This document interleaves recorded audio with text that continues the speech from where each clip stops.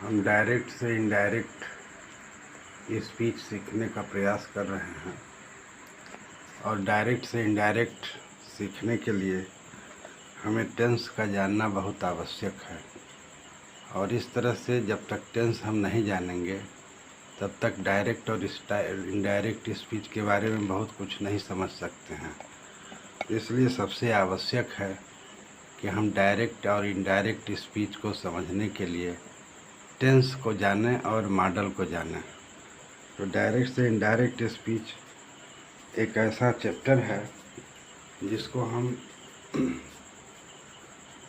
High school में 9th में और 11th 12th के कक्षाओं के लिए बड़ा महत्वपूर्ण है। तो इसलिए डायरेक्ट से इनडायरेक्ट स्पीच सीखने के लिए हमें उसके मूल अर्थ को समझना होगा, कॉन्सेप्ट को समझना होगा। जब तक हम कॉन्सेप्ट नहीं समझ सकते हैं तो डायरेक्ट इनडायरेक्ट स्पीच के बारे में कुछ भी नहीं जान सकते हैं। तो डायरेक्ट से इनडायरेक्ट स्पीच, डायरेक्ट स्पीच का मतलब होता है, डायरेक्ट का मतलब होता है प्रत्यक्ष, और प्रत्यक्ष का मतलब होता है सीधा, सामने सामना। इनडायरेक्ट का मतलब होता है अप्रत्यक्ष कथन, और अप्रत्यक्ष कथन का मतलब होता है जो हमारे सामने उपस्थित ना हो। यानी जब हम वक्ता के द्वारा कही गई बात को ज्यों का त्यों प्रस्तुत कर देते हैं।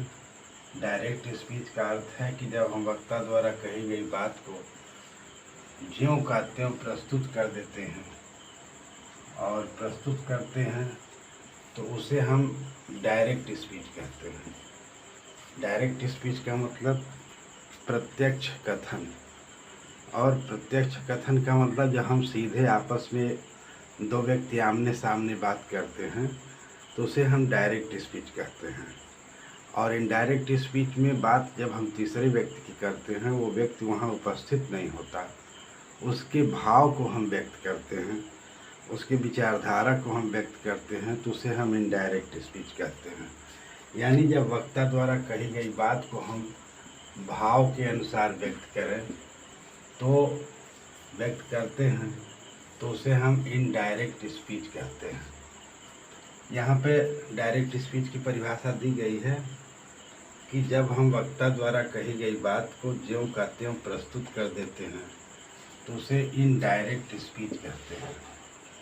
और इनडायरेक्ट स्पीच जब वक्ता द्वारा कही गई बात को हम भाव के अनुसार व्यक्त करते हैं